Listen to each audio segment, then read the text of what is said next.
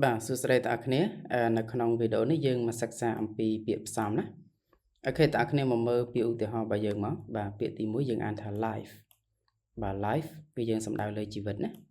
អូខេពាក្យទី2យើងអានថា time បាទ time យើងសំដៅលើពេលវេលាអញ្ចឹង life បូកនឹង time បងប្អូនគឺយើងបានពាក្យមួយទៀតគឺ lifetime បាទគឺយើងសំដៅលើពេញមួយជីវិតណាអូខេ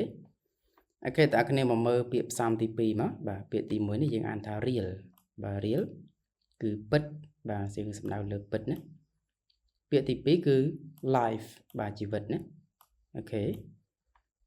real បូកនឹង life បងប្អូនយើងបានពាក្យមួយទៀតគឺ real life បាទ real life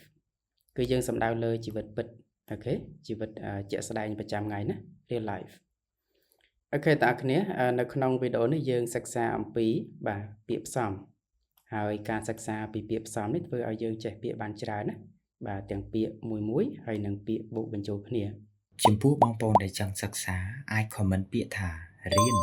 នៅខាងក្រោមវីដេអូ Follow for more